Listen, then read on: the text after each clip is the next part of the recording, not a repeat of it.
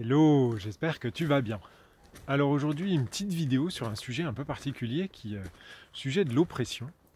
Euh, Pas l'oppression telle qu'on nous l'a décrit à la télé ou qu'on en le montre dans les films, puisque ça c'est c'est ce qu'on voudrait nous faire croire en fait. On est sur du Hollywood. Non, ce qui m'intéresse plus, c'est voilà, on est dans un écosystème où il y a des règles qui sont imposées, des règles de fonctionnement, et, euh, jusqu'où en fait ça peut aller d'imposer ces règles avec des contraintes. Euh, est-ce que, euh, là on voit que ça va déjà super loin, hein, enfin, dans la réalité, dans le monde 3D, là, dans les sociétés actuelles, ça pousse fort.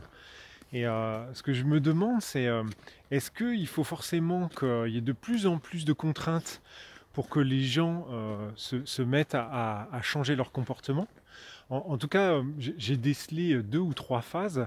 La première phase, c'est en gros, il y a une règle, elle ne me convient pas, mais je vais utiliser mon intelligence en fait pour m'en sortir. C'est-à-dire que je vais être plus rusé que le renard, je vais voir où se met celui qui m'oppresse, et puis je vais adapter mon comportement, ma manière de faire, euh, pour pouvoir me tirer de de cette contrainte-là, en fait, tirer ma propre épingle du jeu. On est sur un comportement toujours individualiste, ce qui est, de mon point de vue, un peu stupide, dans le sens où on redonne à l'autre, en fait, le pouvoir d'influencer notre comportement.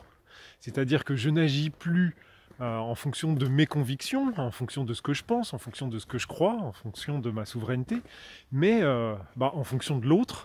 C'est-à-dire que l'autre a des règles particulières et donc je vais m'adapter ou je vais biaiser, utiliser mon intelligence pour ça, pour pouvoir me sortir de cette situation-là, puisque c'est une situation qui ne me convient pas. Ça, je dirais que c'est la première étape, en tout cas de comment moi je le perçois. Alors, on est là pour visiter, hein. Donc je voulais aussi t'emmener, tu vois, histoire de faire un peu de... pour se faire plaisir, hein. La deuxième étape pour moi, je pense, mais je me demande si c'est la deuxième ou la deuxième et demie, mais la deuxième étape, je pense que là, c'est quand en fait les individus s'aperçoivent que effectivement, on va arrêter de changer son comportement vis-à-vis de cette règle ou de cette mesure qu'on trouve inadaptée ou qu'on trouve coercitive, ou bref, et que par conséquent, on va s'allier, parce que tout seul, on comprend bien qu'on ne peut pas s'opposer.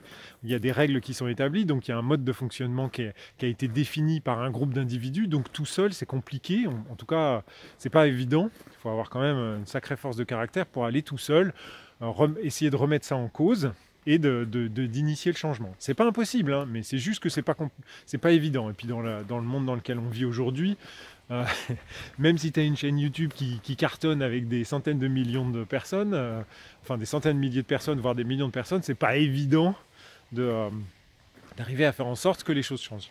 En revanche, ce que tu vas faire, c'est que tu vas te regrouper en fait. Tu vas aller trouver des gens qui ont la même façon de voir les choses que toi et qui, in fine, vont se mettre avec toi et puis définir des règles qui seraient des règles peut-être plus adaptées, un nouveau mode de fonctionnement, on va dire. Et donc par conséquent, et ensuite, une fois que tu as ce groupe-là, tu vas pouvoir normalement faire contrepoids, c'est-à-dire soit, alors c'est là où j'hésite entre mon 2 et mon 2,5, c'est-à-dire que soit ça va être par de la violence ou par des mouvements de force. C'est d'ailleurs ce qu'on peut constater, ce qui se passe. Il y a des manifestations qui sont des manifestations pacifiques, et puis où les gens sont juste debout, et voilà, ils attendent, et puis ils mettent de la pression, ils mettent de la présence par ça. Et puis il y en a d'autres, eh bien, ils vont utiliser la violence, la force, les réactions agressives. Là encore, dans ce deuxième mode ennemi, on va dire, dans ce 2,5 là, c'est encore l'autre qui reprend possession de ton comportement. Et ça, de mon point de vue, c'est pas le bon plan.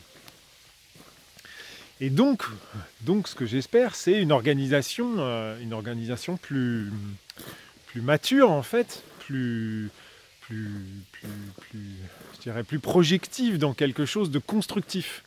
Puisque l'objectif, c'est pas forcément de faire péter les règles parce qu'elles sont pas bonnes, mais c'est plutôt de les remplacer par des règles qui soient plus adaptées, quoi. D'accord? Donc là, le super rocher, tu vois.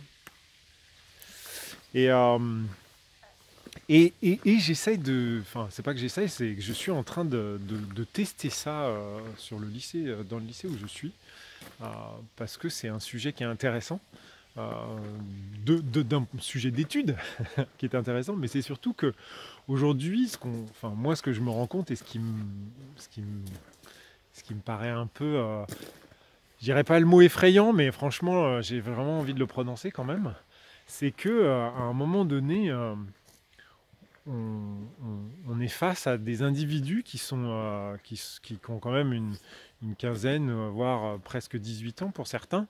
Et en fait, on est dans ce mode calqué. Alors tu me diras, c'est le mode de la société dans lequel on vit. Donc je suis assez compréhensif par rapport à ça. Je comprends que c'est pas forcément facile d'avoir un autre point de vue que celui qui nous est rabâché par la société dans laquelle on vit. Mais on est dans un comportement extrêmement individualiste où briller en société c'est devenu important, mais ça c'est un peu normal, c'est un peu l'âge, mais c'est surtout c'est l'usage à mauvais escient de son intelligence pour pouvoir biaiser le système. Et c'est ça qui m'inquiète le plus, moi, en tant que père, je dirais, mais aussi en tant que gars qui aimerait bien pouvoir profiter de sa retraite. Non, mais sérieusement, je déconne. Mais à un moment donné, ok, je l'ai dit, je sais plus, il y a quelques vidéos, là, j'ai dit à un moment donné, c'est nous qui allons faire en sorte de transformer le monde qu'on a créé, ça me paraît normal, c'est notre job. Mais d'un autre côté, derrière, il va nous falloir des forces vives pour pouvoir faire en sorte que ce monde y ressemble à quelque chose de construit et de pérenne. C'est surtout ça l'important. Parce que nous, on a vécu tellement de champs de transformation que, on serait capable de s'adapter au prochain monde qui va apparaître. En revanche, on n'est pas sûr de ne pas le reconstruire un petit peu quand même à l'image de ce qu'on avait avant. Et ça, c'est pas bon.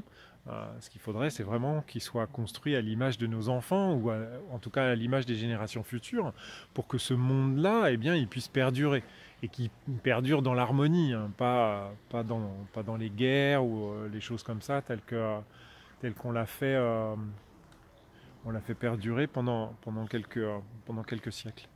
Et, euh, et là, je dois avouer que il y a des fois, je vois des comportements où je me dis, mais mince, c'est fou, quoi. C'est assez fou.